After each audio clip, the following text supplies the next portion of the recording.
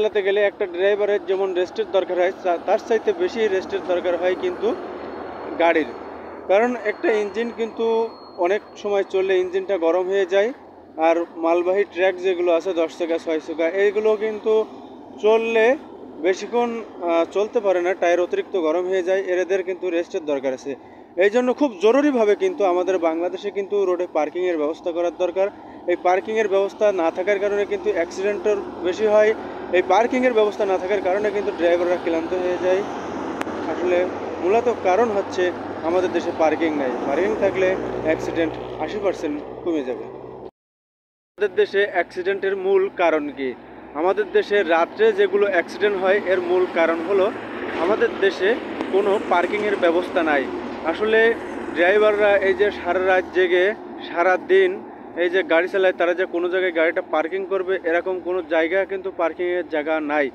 আপনারা দেখতে পাচ্ছেন এই যে রাস্তার সাইডে কিছু কিছু গাড়ি রাখা আছে, এগুলো কিন্তু সেফে রাখা আছে।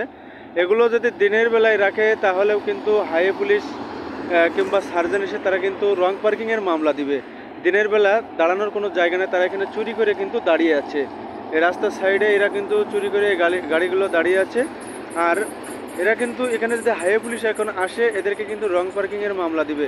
আসলে এই গাড়িগুলো তাহলে যাবে কি করে?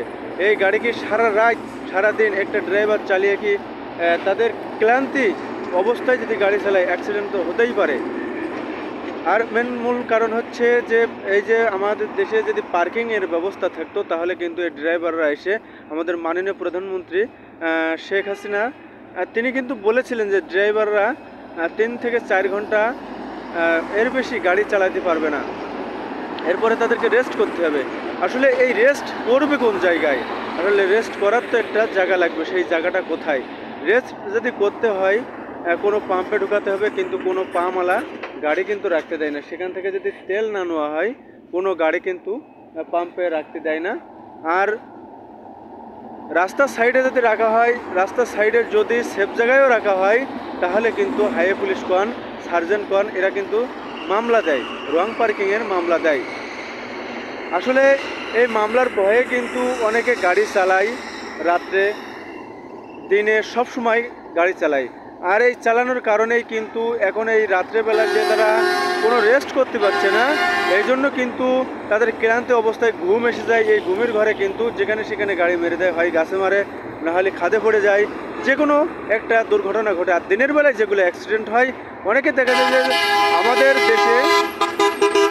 আমাদের দেশে যে পাবলিকগুলো আছে পাবলিকগুলো কিন্তু রোডের সম্পর্কে কিছুই জানে না, যে রোডে কিভাবে তারা রাস্তা পার হবে, কিভাবে তারা সিগন্যাল দিবে একটা গাড়িকে দিয়ে পার হবে। তারা হুট করে দৌড় মারে, তাকে বাঁচাতে যে ড্রাইভার অন্য জায়গায় মেরে দেয় কিংবা নির্দিষ্ট তাকেই মেরে দেয়, এমনই হয়ে যায়। আর মোটর সাইকেলগুলো ওরা রাফ চালায়, আবার দেখা যাচ্ছে রাস্তায় বাউলি দেয়, এই জন্য কিন্তু দুর্ঘটনা বেশি হয়।